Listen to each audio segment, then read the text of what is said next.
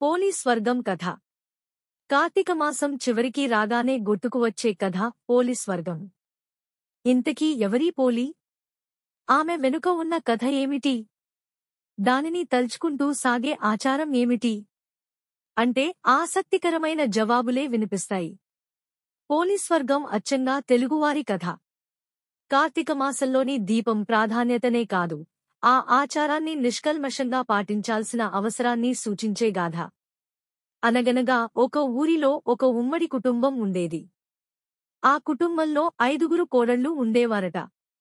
వారందరిలోకి చిన్న కోడలైన పోలికి చిన్నప్పటినుంచే పూజలన్నా, వ్రతాలన్నా మహా ఆసక్తి. కాని అదే ఆసక్తి ఆమె అత్తగారికి కంటగింపుగా ఉండేది. తనంతటి భక్తురాలు వేరొకరు లేరని ఆ అత్తగారి నమ్మకం. ఆచారాలని పాటించే హక్కు ఆమెకే ఉందన్నది ఆమె అహంభావం. అందుకే కార్తీక మాసం రాగానే చిన్న కోడలిని కాదని మిగతా కోడళ్లను తీసుకుని నదికి బయల్దేరేది. అక్కడ తన కోడళ్లతో కలిసి చక్కగా నదీస్నానం చేసి దీపాలను వెలిగించుకుని వచ్చేది. ఈలోగా కోడలు ఎక్కడ దీపం పెడుతుందోనన్న అనుమానంతో దీపం పెట్టేందుకు కావలసిన సామాగ్రి ఏదీ ఇంట్లో లేకుండా జాగ్రత్తపడి మరీ బయల్దేరేవారు అత్తగారు. కార్తీక మాసంలో పోలి దీపం పెట్టకుండా ఉండేందుకు అత్తగారు చేసిన ప్రయత్నాలు సాగనేలేదు. పెరట్లో ఉన్న పత్తి చెట్టు నుంచి కాసింత పత్తిని తీసుకుని దానితో వత్తిని చేసేది పోలి. దానికి కవ్వానికి ఉన్న వెన్నని రాసి దీపాన్ని వెలిగించేంది. ఆ దీపం కూడా ఎవరికీ కనిపించకుండా ఉండేందుకు దానిమీద బుట్టని బోర్లించేంది. ఇలా కార్తీక మాసమంతా నిర్విఘ్నంగా దీపాలను వెలిగించింది పోలి. చివరికి అమావాస్య రోజు రానే వచ్చింది.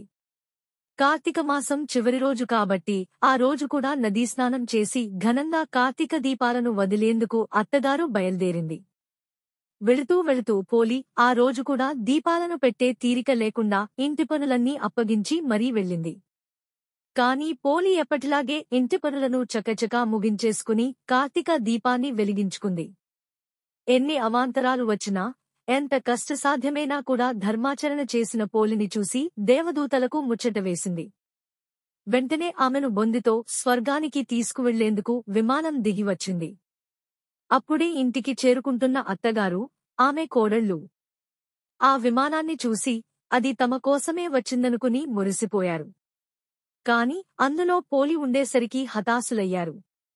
ఎలాగైనా ఆమెతో పాటుగా తాము కూడా స్వర్గానికి వెళ్లాలనుకునే ఆత్రంలో పోలి కాళ్లని పట్టుకుని వేలాడే ప్రయత్నం చేసినా ఉపయోగం లేకపోయింది. విమానంలోని దేవదూతలు పోలికి మాత్రమే స్వర్గానికి చేరుకునేంతటి నిష్కల్మషమైన మనసు ఉందని చెబుతూ వారిని కిందకి దించేశారు. ఈ నేపథ్యంలో తెలుగునాట స్త్రీలంతా పోలిని తలుచుకుంటూ అమావాస్య రోజు ఉదయాన్నే అరటిదొప్పలలో ఒత్తులను వెలిగించి నీటిలో వదులుతారు. ఈ నగర జీవితంలో మనకు దగ్గరలో చెరువులు, నదులు అందుబాటులో ఉండే అవకాశం లేదు కాబట్టి టబ్బులలో ఈ దీపాలను వదిలేలా ఆచారం రూపాంతరం చెందింది.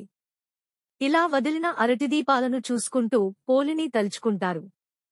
కార్తీక మాసంలో ఏ రోజు దీపాన్ని వెలిగించలేకపోయినా కూడా ఈ రోజున 30 వత్తులను వెలిగించి నీటిలో వదిలితే మాసమంతా దీపారాధన చేసిన పుణ్యం వస్తుందని చెబుతారు. వీలైతే ఈ రోజున బ్రాహ్మణులకు దీపాన్ని కాని, స్వయం పాకాన్ని కాని దానం చేస్తుంటారు. తెలుగువారు ఇటు పోలిని, అటు దీపాన్ని కూడా శ్రీమహాలక్ష్మి రూపంగా భావిస్తుంటారు.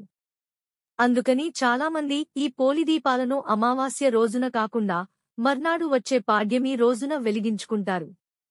పైగా ఈ సంవత్సరం 2023 అమావాస్య మంగళవారం నాడు వచ్చింది కాబట్టి చాలామంది బుధవారమే డిసెంబర్ 13, 2023 పోలి దీపాలను వెలిగించుకోవడానికే సుముఖంగా ఉన్నారు. ఇది పోలీస్ వర్గం వివరం. కార్తీక మాసం దీపాలను వెలిగిస్తే బొందితో స్వర్గానికి చేరుకుంటామా లేదా అన్నది తరువాత మాట. ఆచారాన్ని పాటించాలన్న మనసు ఉన్నప్పుడు మార్గం దానంతటా అదే కనిపిస్తుందని చెప్పడం ఈ కథలోని ఆంతర్యంగా తోస్తుంది. భగవంతుని కొలుచుకోవడానికి కావలసిందే శ్రద్ధే కాని ఆడంబరం కాదని సూచిస్తుంది. అన్నింటికీ మించి అహంకారంతో సాగే పూజలు ఎందుకు కొరగానివని హెచ్చరిస్తుంది. అత్తాకోడళ్ల మధ్య సఖ్యత ఉండాలన్న నీతిని బోధిస్తోంది. అందుకే ప్రతి కార్తీక మాసంలోనూ ప్రతి తెలుగు ఇంట్లోనూ పోలీస్ వర్గం కథ వినిపిస్తూనే ఉంటుంది. పోలీస్ వర్గం కథ.